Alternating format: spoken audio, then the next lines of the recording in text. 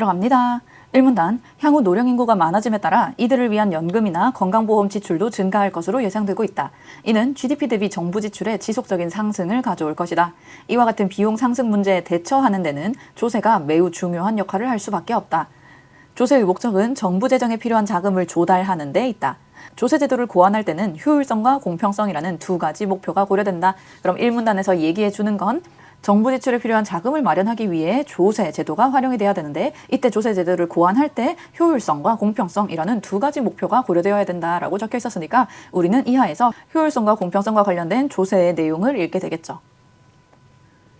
2문단, 일정한 수입을 징수하면서도 이에 소요되는 경제적 비용을 최소화하는 세제가 효율적이다. 효율성에 대한 내용 먼저 시작해주고 있어요. 세금은 경제적 순손실과 조세 행정 비용을 초래한다. 경제적 순손실과 조세 행정 비용이 적을수록 세제의 효율성이 높아질 수 있다. 반비례 관계니까 체크할게요. 순손실이 적을수록 조세 행정 비용이 적을수록 효율성은 높아지는 것이다. 경제적 순손실은 조세로 인해 바뀐 경제적 요인에 따라 자원이 배분되기 때문에 발생하는 비효율이다.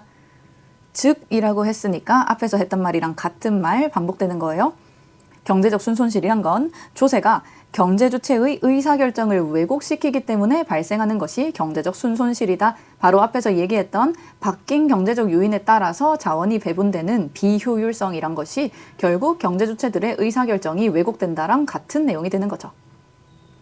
가령 예시 들어주네요. A, B 두 사람이 각각 피자 한 판을 소비해 얻는 효용이 가격보다 커서 소비자 잉여가 A에게는 3,000원, B에게는 1,000원이 발생한다고 할 때, 이까지가 기존의 상황. 정부가 피자 한 판에 2,000원의 세금을 부과하여 피자 가격이 2,000원 오른다고 하자. 그러면 A와 달리 B는 피자 구매를 철회해 소비자 잉여의 합이 4,000원에서 1,000원으로 감소한다. 이 부분 이해하실 수 있으시죠? 기존의 B가 피자 한 판을 소비함으로써 얻는 효용이 1,000원에 불과했거든요. 근데 피자의 가격이 2,000원 올라버리면 1,000원의 효용을 얻기 위해서 2,000원의 비용을 지출할 리가 없다는 얘기가 되는 거죠. 그래서 2,000원의 세금을 부과하고 나면 B는 소비를 하지 않게 되는 거고요. 세금이 부과되기 전에 A는 3,000원의 효용을 보고 있었는데 이제 2,000원이라는 세금이 부과돼서 2,000원만큼의 추가 지출이 이루어지는 거니까요. 기존에 가지고 있던 효용에서 2,000원만큼의 비용을 차감하면 새롭게 바뀐 A의 소비자 잉여가 계산이 되는 거고요. B는 소비를 하지 않기 때문에 소비자 잉여가 0원이 됐을 것이고, A는 똑같이 소비를 하기는 하지만 소비자 잉여 자체가 1,000원으로 감소해서 A와 B의 소비자 잉여를 합친 총 소비자 잉여의 합이요 4,000원에서 1,000원으로 감소하게 된다. 이 경우 세금 징수액보다 소비자 잉여가 감소한 금액이 1,000원 더 많음으로 이해하실 수 있으시죠? 세금은 피자 한 판마다 부과를 하는 거였거든요. 지금 B는 피자를 구매하지 않고 A만 구매를 하니까 정부는 총 A로부터 2,000원의 세금을 징수할 수 있는 거죠. 그에 비해 소비자 잉여가 감소한 금액은 마이너스 3,000원이었으니까 세금 징수액 2,000원보다 소비자 잉여가 감소한 3,000원이 1,000원이 더 많으므로 결과적으로는 1,000원의 경제적 순손실이 발생한다.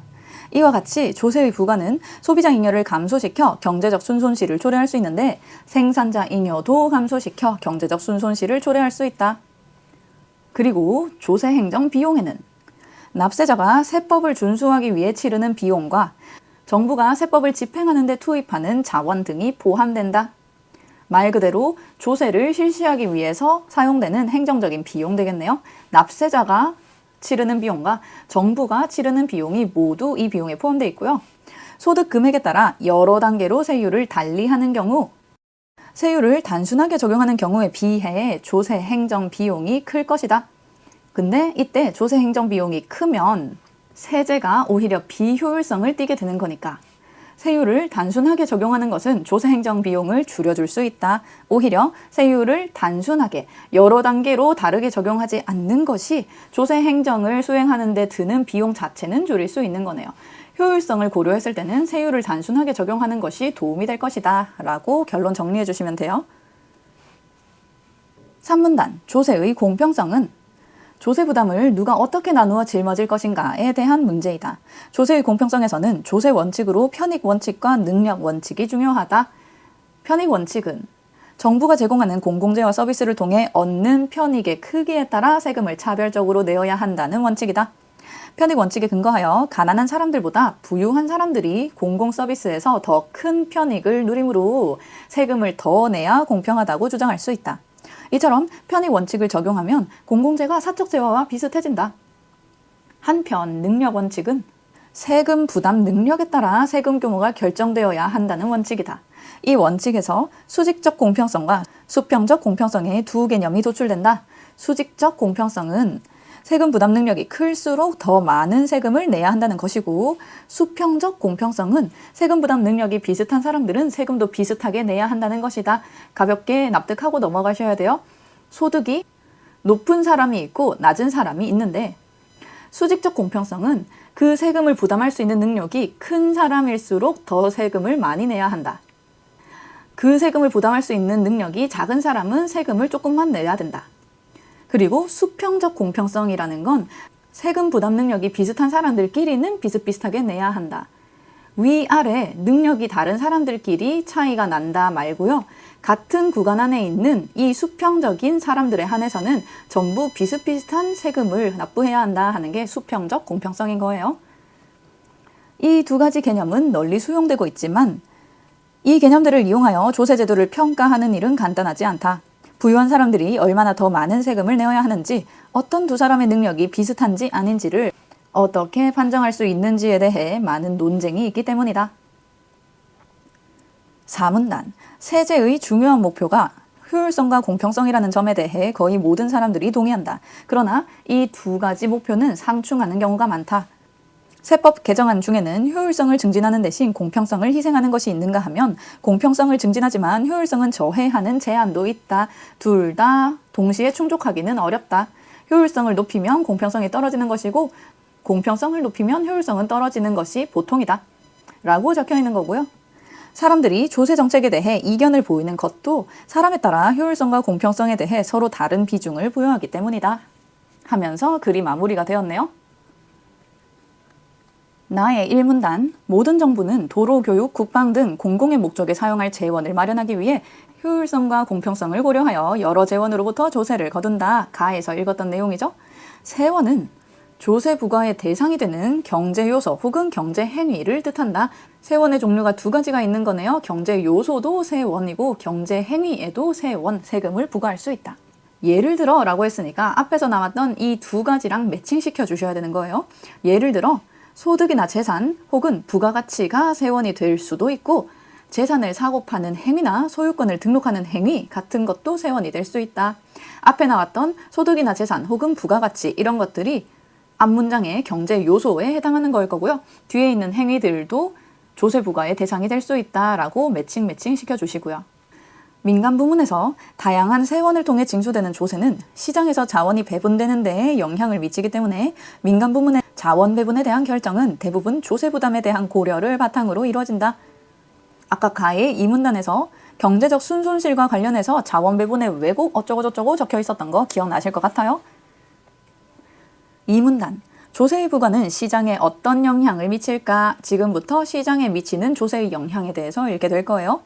가령 어떤 지방정부가 아이스크림 축제를 개최하는 데 필요한 비용을 마련하기 위해 아이스크림 구입자에게 개당 50원의 세금을 부과하기로 결정했다고 하자.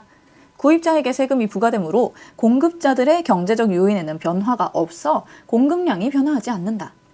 반면에 세금 부과로 아이스크림의 실질적인 구입 가격이 상승하므로 각 가격 수준에서 구입자들의 희망 구입량이 줄어들고, 이에 따라 수요량이 감소한다.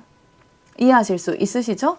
아이스크림을 구입할 때마다 그 개수당 50원의 세금을 부과하는 경우 실질적으로 우리가 소비자로서 지불해야 되는 가격이 상승하게 된다는 거죠. 그러면 각 가격 수준에서, 이때 말하는 각 가격 수준이란 건 원래의 아이스크림 가격이 되는 거예요. 아이스크림의 상품 가격은 고정이 되어 있더라도 각 가격 수준에서 구입자들이 희망하는 구입량이 줄어들게 된다. 왜냐하면 세금이 그만큼 추가적으로 부과돼서 더 비싸게 실질적으로 돈을 내야 되니까. 따라서 수요량이 감소하게 된다. 그러면 수요와 공급이 일치하는 지점에서 결정되는 균형 거래량이 감소해 아이스크림 공급자들이 받는 가격도 하락한다. 세금 부과 전에 아이스크림 가격이 1,000원이었는데 세금 부과로 공급자들이 아이스크림 하나당 980원의 수입을 거두게 된다면 구입자가 내는 가격은 세금을 포함해 1,030원이 된다. 까지가 아이스크림 구입자에게 세금을 부과한 케이스 내용이었죠. 그러면 최종적으로 기존에는 1,000원의 균형 가격이 형성되어 있었던 거에 비해서 50원의 세금을 부과했더니 공급자들이 받는 가격은 980원으로 하락한 거고요. 그에 비해 구입자가 내는 가격은 세금까지 포함해서 1,030원으로 상승하게 된 것이다. 기존에는 공급자나 수요자나 구입자 모두 1,000원을 주고 받았을 건데요. 공급자들이 받던 가격이 1,000원이었던 거에 비해서 현재 980원으로 가격이 떨어지게 된 거고, 수요자가 지불한 금액이 1,000원이었던 거에서 지금 세금을 포함해서 1,030원으로 가격이 높아지게 된 것이다. 그렇다면 아이스크림 공급자에게 50원의 세금을 부과하면 시장은 어떤 영향을 받을까? 읽으시면서 구입자에게 부과한 경우랑 어떤 게 달라지는지 체크하셔야 되겠죠. 세금이 공급자에게 부과되므로 수요량은 변화가 없는 반면 공급자는 세금 때문에 아이스크림 사업의 수익성이 감소한다. 이는 공급량의 감소로 이어져 균형 거래량이 감소하게 된다. 기존에는 구입자에게 세금을 부과했기 때문에 공급량이 변화하지 않았고, 지금은 공급자에게 세금을 부과하기 때문에 수요량에는 변화가 없는 거예요. 그래서 이런 차이는 있었지만 그 이후에 이어지는 양상은 동일하다 하는 것도 잡아주셔야 돼요. 균형 거래량이 감소한다. 균형 거래량이 감소한다 하는 건 동일한 점. 이 때문에 구입자가 내는 가격이 1,030원이 되며 공급자가 세금을 내고 거두는 수입은 980원이 된다. 그래서 누구에게 세금을 부과하든 최종 결론은 동일해진다. 구입자가 내는 가격은 높아지게 되고 공급자가 거두어가는 수입은 줄어들게 된다. 이 사례들은 모두 세금에 의해 재화에 대한 수요와 공급의 균형이 달라질 수 있음을 시사한다 하는 거 납득하실 수 있으시죠? 3문단, 어떤 재화에 세금이 부과되었을 때 그 재화의 구입자와 공급자가 각각 부담하게 되는 세금의 크기는 수요와 공급의 탄력성에 의해 결정된다. 아까 수요자가 1,030원을 내고 공급자가 980원을 얻게 되는 이유가 결국 수요와 공급의 탄력성에 의해서 결정되는 거래요. 공급자들은 가격 변화에 민감하게 반응하는 반면 구입자들은 그렇지 않은 시장은 공급이 매우 탄력적이고 수요는 상대적으로 비탄력적인 시장이다. 이 문장을 통해서 수요와 공급의 탄력성이란 게 무슨 개념인지를 뽑아내셨어야 돼요. 공급이 탄력적이라는 얘기는 공급자들이 가격 변화에 민감하게 반응한다라는 얘기, 가격이 조금만 바뀌어도 공급량을 매우 크게 변화시킨다라는 말이 돼요. 이러한 시장, 지금 공급자들이 가격 변화에 민감해서 공급이 매우 탄력적인 이 시장의 수요와 공급의 관계를 그래프로 나타내면 공급 곡선의 기울기는 완만하지만 수요 곡선의 기울기의 절대값은 공급 곡선의 기울기의 절대값보다 커서 그 기울기가 가파르다. 공급이 탄력적인 경우에 기울기가 완만해진다 하는 거 계속 챙겨가시면 돼요. 이 시장에 세금이 부과되면 부터가 우리가 신경 써야 할 중심 내용이죠. 세금이 부과되면 공급자가 받는 가격은 큰 폭으로 하락하지 않으므로 세금 부담이 작아 소비자 잉여보다 생산자 잉여가 감소되는 폭이 작다. 계속해서 관계성 체크하시면 돼요. 공급이 탄력적인 경우 기울기는 완만해지고 기울기가 완만하면 세금의 영향을 적게 받는다라고 정리하시면 되겠죠. 반면 구입자들이 내는 가격은 큰 폭으로 상승하기 때문에 부터 반대되는 내용이 이어지는 거겠죠. 왜냐하면 구입자들은 그렇지 않은, 다른 말로 얘기하면 수요가 굉장히 비탄력적이어서 기울기가 굉장히 가파른 경우를 상정해서 내용이 진행되고 있었으니까 공급자의 케이스와 반대되는 결론이 이어질 거예요. 구입자들이 내는 가격은 큰 폭으로 상승하기 때문에 구입자가 세금의 대부분을 부담한다. 결국 가격 변화에 덜 민감하게 반응할수록 세금의 대부분을 부담하게 된다라고 적혀 있는 거네요. 그리고 상대적으로 공급이 비탄력적이고 수요는 매우 탄력적인 시장에 세금이 부과되면 이라고 이어지는 거 이 앞에서 끊어서 앞에서 나온 공급이 매우 탄력적이었던 경우와 이 이후에 나오는 수요가 매우 탄력적인 경우 반대되는 결론이 나올 것이다 하는 거 미리 예측하실 수 있으시겠죠? 수요는 매우 탄력적인 시장에 세금이 부과되면 구입자가 내는 가격은 큰 폭으로 상승하지 않지만 공급자가 받는 가격은 큰 폭으로 하락해 소비자 잉여보다 생산자 잉여가 감소되는 폭이 크다. 따라서 공급자가 세금의 대부분을 부담한다. 이와 같은 사실은 탄력성이 낮은 쪽이 더 많은 세금을 부담함을 나타낸다. 이게 중요한 내용이라고요. 최종 결론, 탄력성이 낮으면 많은 세금을 부담하게 된다. 이와 같은 방법으로 수요와 공급의 가격 탄력성에 따른 경제적 순손실을 파악할 수 있다. 수요나 공급의 가격 탄력성이 클수록 경제적 순손실이 크다라는 게 이 지문의 최종 결론 되겠습니다.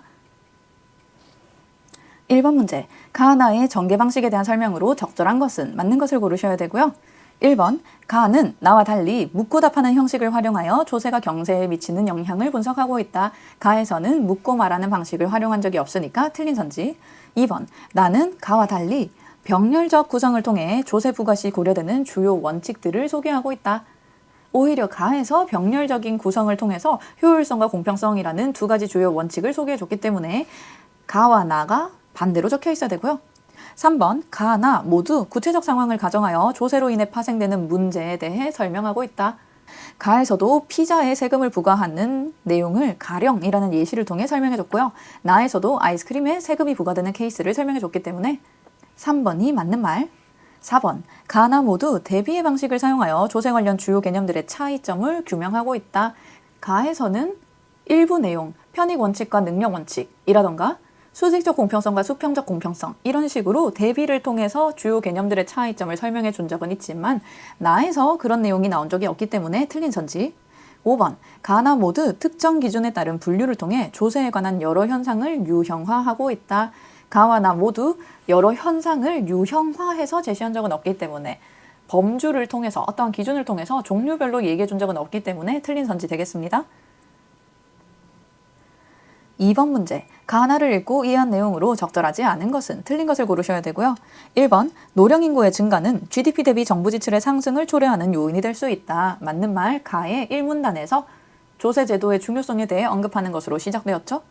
2번, 조세의 공평성을 높이기 위해 세법을 개정할 때 조세의 효율성이 낮아질 수 있다. 맞는 말이에요. 가의 4문단에서 효율성과 공평성은 상충되는 경우가 많다라고 언급되어 있었죠. 3번, 재산 외에도 재산을 사고 팔거나 재산의 소유권을 등록하는 행위도 세원이 될 수 있다. 맞는 말이죠. 나의 1문단에 적혀 있었고요.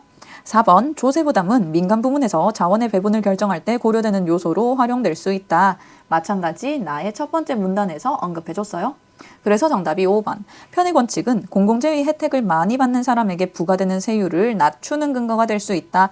편익 원칙은 편익을 많이 받는 사람에게 세금을 많이 부과해야 된다라는 내용이었기 때문에 세율을 낮추는 게 아니라 높이는 근거로 활용될 거예요. 3번 문제, 가와 보기를 함께 읽고 추론한 내용으로 적절하지 않은 것은 틀린 것을 고르셔야 되고요. 보기, 경제학자들은 평균 세율과 한계 세율이라는 두 가지 개념을 사용하여 소득세에 대해 설명한다. 평균 세율은 세금 총액을 소득 총액으로 나눈 것이고 한계 세율은 소득 증가액에 대한 세금 증가액의 비율을 말한다. 그러면 한계 세율을 수식으로 바꾸면 소득 증가액분의 세금 증가액 곱하기 100이 될 거고요. 예를 들어 소득 5천만 원까지는 세율이 20%고 5천만 원을 넘는 소득에 대해서는 50%의 세금이 부과된다고 하자. 이 경우 소득이 6천만 원인 사람은 1,500만 원의 세금을 내야 한다. 이 부분 이해되시죠?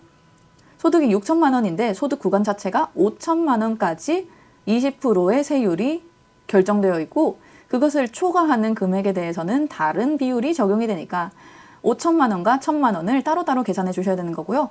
5천만 원에 세율 20%를 적용한 1,000만 원과 그리고 이후에 1,000만 원에 세율 0.5, 50%를 적용한 500만 원을 더해서 총 납부해야 하는 세금이 1,500만 원이 된다.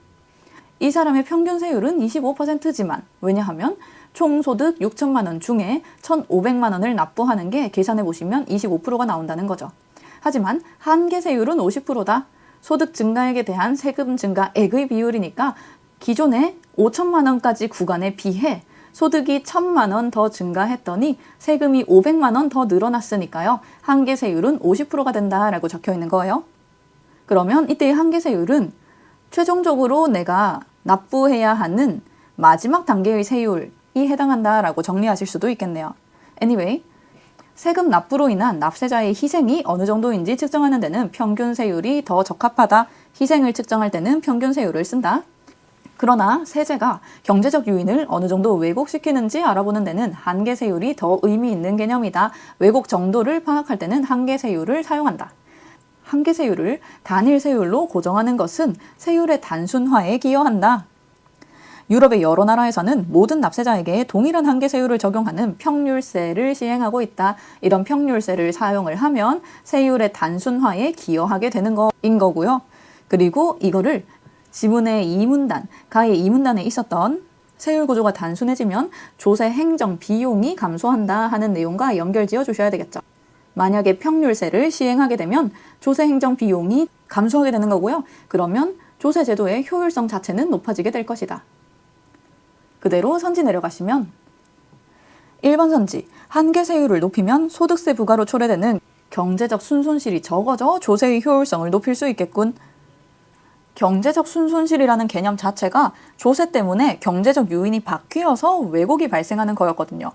그러면 이 경우에 한계 세율을 높이게 되면 세금 부담이 더 커지는 거니까 그만큼 왜곡의 정도가 더 심해질 것이다 라고 생각을 해주셔야 되고요. 그렇게 되면 경제적 순손실이 적어지기보다 오히려 커질 가능성이 훨씬 더 높아지겠죠. 그래서 한계 세율을 높인다고 해서 경제적 순손실이 적어져서 효율성을 높일 수 있다라고 접근하시면 틀리기 때문에 1번이 바로 틀린 선지가 되고요. 2번, 연소득이 동일한 사람들에게 평균 세율이 같도록 소득세를 부과하는 것은 수평적 공평성을 고려한 것이겠군. 조세 부담 능력이 유사한 사람들끼리는 유사한 세금을 부과해야 한다라는 것이 수평적 공평성의 내용이었으니까 맞는 말 3문단에서 근거 찾으실 수 있고요. 3번, 소득이 많이 증가할수록 부담해야 하는 세금이 많아지는 평률세의 특징은 조세 원칙의 능력 원칙과 관련이 있겠군. 주의하셔야 돼요. 보기에서 적혀 있기를 한계 세율을 단일 세율로 고정하는 것이 평률세이다 라고 적혀 있는데 선지에서 얘기하는 거는 소득이 많이 증가할수록 세금이 많아진다 라고 적혀 있는 거니까 여기에 단일 세율, 똑같은 세율을 적용하는데 여기에 세금이 많아진다 하는 내용이랑 두 개가 다르다라고 생각하시면 안 돼요. 같은 세율을 모든 사람에게 고정해 놓으면 소득이 증가할수록 똑같은 세율로 부담해야 하는 세금, 금액 자체는 많아지는 거거든요. 그래서 3번 선지 읽으실 때 한계 세율이 동일하다 하는 것과 그 세율이 적용돼서 실제로 납부해야 하는 세금 납부액이 동일하다 하는 건 다른 말이다 하는 거 제대로 이해해 주시고요. 한계 세율이 동일하면 소득이 많아질수록 부담해야 하는 세금 납부액이 많아지는 건 맞다. 그래서 이러이러한 평률세의 특징은 조세 원칙의 능력 원칙과 관련이 있겠군. 더 정확하게는 능력 원칙 중에서도 수직적 공평성과 관련이 있는 거죠. 그래서 3번도 맞는 말. 4번, 소득 구간을 여러 개로 나누고 소득이 높은 구간일수록 한계 세율을 높게 정하는 것은 수직적 공평성을 고려한 것이겠군. 방금 3번 선지 얘기하면서 얘기했던 거죠. 5번, 평률세를 시행하면 세법 준수를 위한 납세자의 비용과 세법 집행을 위한 정부의 비용을 줄여 조세의 효율성을 높이는 효과를 거둘 수 있겠군. 세금 제도 자체를 단순화하면 조세 행정 비용이 낮아져서 효율성을 높일 수 있다라고 얘기했던 게 5번 선지에 적혀있는 내용과 동일한 거죠. 맞는 말이고 이 문단에서 근거 찾으실 수 있어요. 4번 문제, 가나를 참고하여 보기에 대해 이해한 내용으로 적절하지 않은 것은 틀린 것을 고르셔야 되고요. 보기, A, B는 동일한 상품의 수요와 공급의 관계를 나타내고 있다. A, B는 서로 다른 시장이며 A에서는 수요 곡선이, B에서는 공급 곡선이 고정되어 있다. 그래서 그래프 보시면 A 시장에서는 수요 곡선이 하나의 그래프로 고정되어 있는 게 보이실 거고요. 그 대신 공급 곡선이 기역과 니은이라는 두 가지 상황으로 제시될 수 있는 거죠. 이때 기역이라는 공급 곡선이 니은보다 훨씬 더 기울기가 가파르다는 것은 훨씬 더 탄력성이 낮다, 비탄력적인 경우다라고 우리가 이해하실 수 있겠네요. 그 다음 B시장 마찬가지. B에서는 공급 곡선이 하나로 지금 고정이 되어 있는 거고요. 그 대신 수요 곡선이 디귿일 수도 있고 리을일 수도 있다. 이렇게 두 가지 경우가 있다라고 생각해 주시면 되고, 마찬가지로 디귿 곡선이 훨씬 더 기울기가 가파르기 때문에 이게 훨씬 더 비탄력적인 수요 곡선이구나 라고 비교하실 수 있으실 거예요.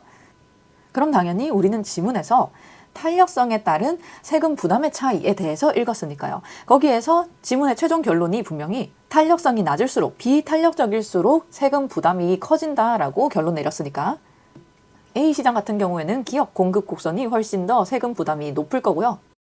B시장 같은 경우 디귿 곡선에 있는 수요자들이 훨씬 더 세금을 크게 부담하겠죠. 사실 여기까지만 정리하셔도 지문에 있는 내용을 바탕으로 밑에 있는 선지 가려내는 건 하실 수는 있어요. 그래프를 이 이상 이해하지 못하더라도 지문에 있었던 내용 그대로 적용하면 답이 나올 수 있게 문제가 출제되기는 했지만 지금은 공부하는 중이니까 여기에서 더 디테일하게 그래프 분석 들어가도록 할게요. 일단 이 그래프를 이해하시려면 지문에 있었던 내용 먼저 한 번 더 복기를 해 주셔야 돼요. 지문에 제시된 상황인 경우 세금 부과액이 아이스크림에 50원씩 부과가 된 경우였어요. 이 50원이요. 구입자에게 부과가 되든 공급자에게 부과가 되든 50원의 세금이 부과된 이상 결과적으로는 똑같이 수요자는 1,030원, 공급자는 980원의 수익을 얻게 된다라는 결론이었던 거거든요. 그래서 우리가 최종적으로 이걸 어떻게 분석을 했냐 하면 원래 그 전에 세금을 부과하기 전에 시장 가격이 1,000원이었으니까 구입자는 원래 1,000원을 내던 거에서 이제는 세금을 부과한 이후에 1,030원을 내야 되기 때문에 수요자, 구입자는 30원의 세금을 부담하는 거고요. 그리고 공급자 같은 경우에는 원래 1,000원을 받던 거에서 이제 980원의 수입만 받을 수 있었기 때문에 20원의 세금을 부담하는 것이다. 세금이 부과되는 것은 50원이 부과되었지만 그것을 수요자와 공급자가 나누어서 부담을 하게 된다라는 말이었던 거고요. 그래서 세금 부과액을 얼마만큼 부담하게 될 것인지는 그때그때 탄력성에 따라서 원래 각각이 내던 균형 가격에서 얼마만큼 차이가 발생했는지 이것을 통해 가려내 주셔야 돼요. 여기까지 무슨 말인지 이해하실 수 있으시겠죠? 그러면 이 그래프의 경우 A시장 같은 경우 지금 어떤 상황이냐 하면 기억이든 니은이든 원래 소요곡선과 만나는 점이 이 점이었으니까 원래 기존의 균형 가격이 여기에서 형성이 되어 있었을 거예요. 우리가 지금부터 알아내야 하는 건 동일한 세금을 부과했을 때, 예를 들어 똑같이 정부에서 50원이라는 세금을 부과했을 때 공급자가 탄력적인지 비탄력적인지에 따라서 세금을 부담하는 게 얼마나 차이가 나는지 그걸 알아내고자 하는 게 목표인 거거든요. 그래서 이 그래프 자체가 지금 말해주는 게 뭐냐 하면 동일한 세금을 부과했을 때를 비교를 하는 거고요. 이 세금 부과액은 어떤 곡선이랑 연결짓든 같은 부과액이어야 해요. 그래서 이 그래프 자체가 무엇을 가리키냐 하면 상황 자체가 여기에 그려져 있는 이 선만큼 세금이 부과된 상황인 거예요. 지금 내가 여기 미리 그려놓은 예를 그대로 적용하면 이만큼의 길이가 세금 부과액에 해당하는 거인 거죠. 그리고 똑같은 세금액을 부과했을 때 공급 곡선이 비탄력적인 경우는 이 정도 수량에서 이만큼의 세금을 충당할 수 있기 때문에 결과적으로 여기에서 수량이 결정이 될 거고요. 근데 예를 들어 똑같은 수량이라면 공급 곡선이 탄력적인 경우는 이 정도밖에 세금을 내지 못하는 거거든요. 세금 부과액이 이만큼인데 요만큼만 낼 수 있으면 안 되니까 공급 곡선이 탄력적인 경우에는 똑같은 세금을 부과하더라도 이 정도 수준까지 수요량이 감소해야 된다라는 말이 되는 거죠. 이만큼의 세금을 둘이 합쳐서 부담하기 위해서는, 이만큼의 세금을 부담하기 위해서는 공급 곡선이 기울기가 가파르면 수량이 조금만 감소해도 이만큼 벌어져서 괜찮지만 공급 곡선이 굉장히 탄력적이어서 기울기가 완만하면 엄청나게 멀리 떨어져야 수량이 많이 감소하여야 이만큼의 세금을 충당할 수 있다. 그래서 지점 자체가 여기에 적혀있는 이 선은 공급 곡선이 비탄력적인 경우에 수량이 되는 거고요. 여기에 그어져 있는 이 점은 공급 곡선이 탄력적일 때의 수량이 되는 거예요. 그리고 아까 내가 얘기했던 거, 이만큼의 세금이 부과되었을 때 우리가 파악해야 하는 건 원래 기존에 내던 기존의 균형 가격. 이때 기존이란 건 세금이 부과되기 전인 거죠. 세금이 부과되기 전 가격을 기준으로 그 가격에 비해 수요자는 얼마를 더 내야 하고 공급자는 얼마를 덜 받게 되는지 그거를 파악해야 된다라고 얘기했잖아요. 그대로 접근하시는 거예요. 세금 부과 전의 가격이 이만큼이었고요. 현재 공급 곡선이 비탄력적인 경우 세금을 이만큼 부과하게 되는 거죠. 이만큼의 세금이 부과되었는데 원래 우리가 내던 가격은 이만큼이다. 그러면 세금 부과 이후에 변화된 수량에서요.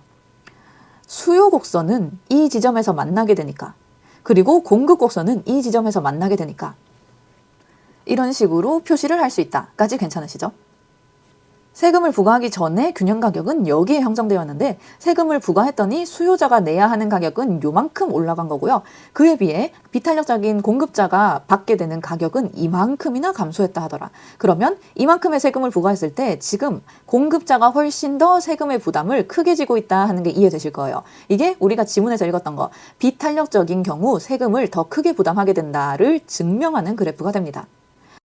그에 비해 탄력적인 공급에 해당하는 경우 그래프에 이런 식으로 표시할 수 있을 거고요. 마찬가지 이만큼의 세금을 부과하기 위해 수량을 이만큼으로 줄여야 했는데 그 결과 수요자는 이만큼의 가격을 부과하고 공급자는 이만큼의 가격만 얻게 된다. 그러면 마찬가지 기존에 원래 있었던 균형 가격에 비해서 세금을 부과했더니 이번에는 수요자가 부담해야 되는 가격이 훨씬 더 많이 오른 거고요. 그에 비해 공급자가 얻게 되는 수익은 약간만 감소했다 하는 게 이해되실 거예요.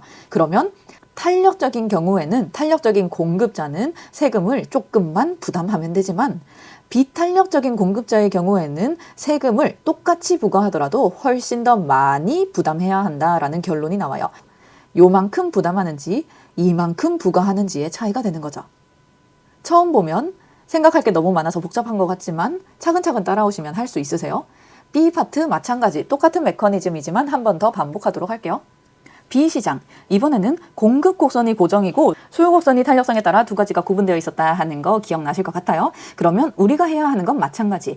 똑같은 세금액이 부과되었을 때 각 시장에 어떠한 변화가 생겨서 누가 얼마만큼의 세금을 더 부담하는지 그거를 비교하는 게 목표였으니까요. 똑같은 세금 부과액이 지금 어떻게 설정되어 있냐 하면 이 선과 이 선에서 똑같은 액수만큼의 세금을 부담하고 있는 거죠. 그러면 마찬가지 이 경우는 수요 곡선이 어떤 경우에 이만큼만 수량이 줄어들게 되는지 생각해 보시면 결국 수요 곡선이 굉장히 기울기가 가파른 비탄력적인 수요 곡선과 공급 곡선이 만날 때 이만큼의 액수를 충당하기 위해서는 수량이 약간만 감소하면 되는 거니까 이 지점은 수요 곡선이 비탄력적인 경우에 수량이 되는 거고요. 거래량.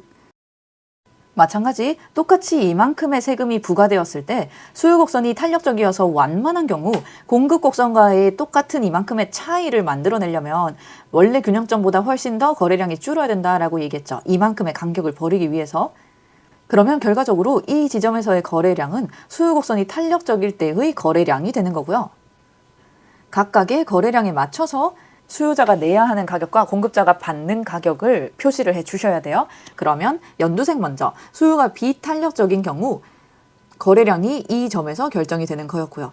이 거래량에서 마주치는 공급 곡선, 여기에 해당하는 가격이 공급자가 받게 되는 가격, 그리고 수요 곡선과 만나게 되는 이 점이 수요자가 내야 하는 가격이 되는 거예요. 파란색도 똑같이 하실 수 있으시죠? 이만큼의 세금을 내기 위해 거래량이 여기에서 설정이 돼야 됐고요.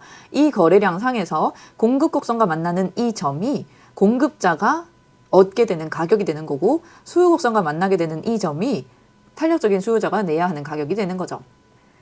그러고 난 다음에 이제 드디어 우리가 파악해야 되는 거, 똑같은 세금을 부과했을 때 원래의 가격에서 수요자가 얼마만큼 더 비싸게 내야 하고 공급자는 얼마나 덜 받아야 하는지 이거를 분석하는 게 우리의 최종 목표니까 연두색에 해당하는 비탄력적인 경우 먼저 들어가시면 이만큼의 세금이 부과되어 있는데 원래 가격은 여기에서 형성이 되어 있었으니까요. 그러면 수요자가 새롭게 부담해야 되는 가격이 훨씬 더 높아졌다 하는 거 이해하실 수 있을 거고요. 그에 비해 공급자가 받는 감소액은 조금밖에 줄어들지 않았다. 수요자가 훨씬 더 많은 부분을 부담하고 있는 상황이구나 라고 이해하실 수 있으시죠.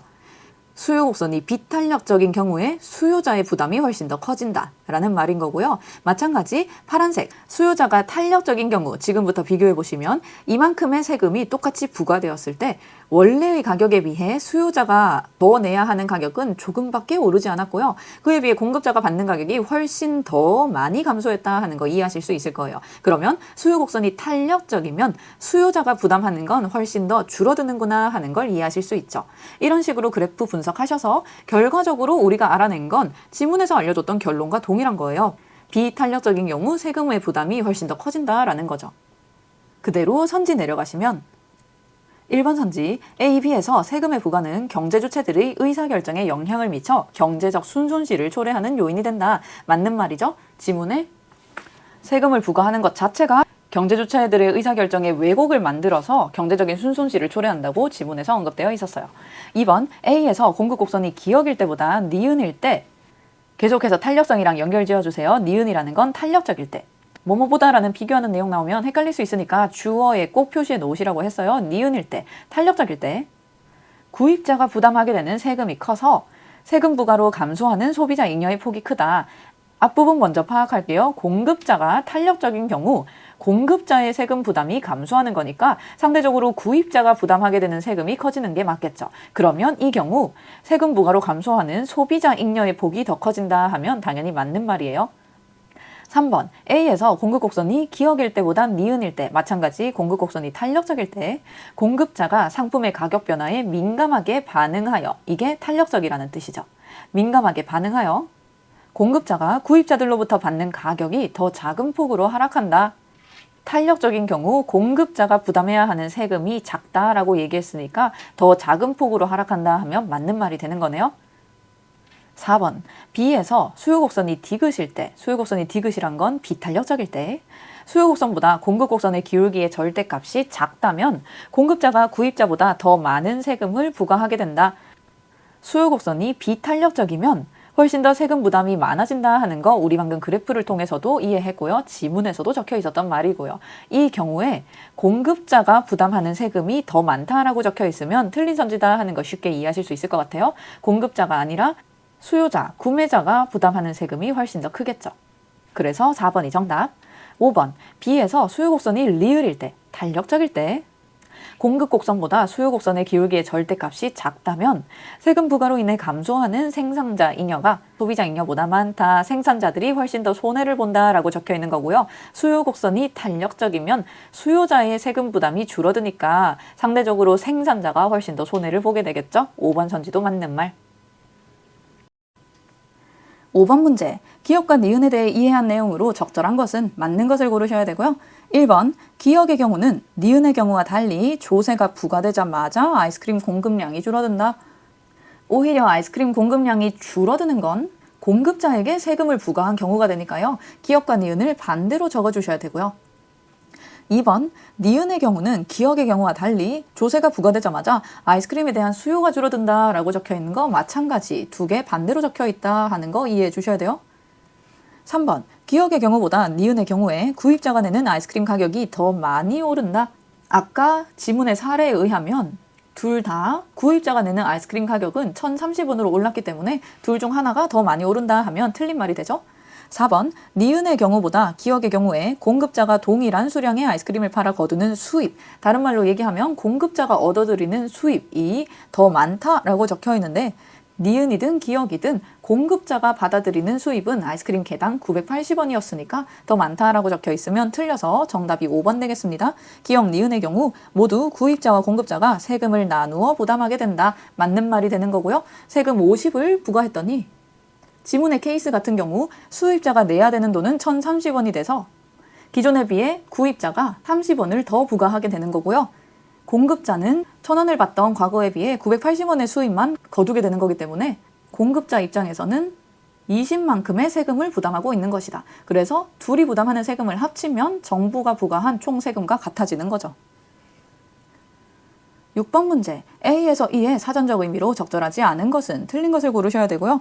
정답인 1번만 얘기를 하면 지문에서는 자금을 조달한다라고 해서 어떠한 돈을 마련하는 것을 얘기를 하고 있는데 1번 선지에 적혀 있는 내용은 힘을 써서 도와준다라고 해서 이게 만약에 맞는 선지가 되려면요. 자금을이라는 앞에 있는 목적어 살린 상태로 자금을 힘을 써서 도와준다라는 말이 돼야 되거든요. 그래서 전혀 어우러지지 않는 틀린 선지가 된다 하는 거 쉽게 이해하실 수 있을 것 같아요. 여기까지 지문 설명 마무리하도록 할게요. 고생했어요.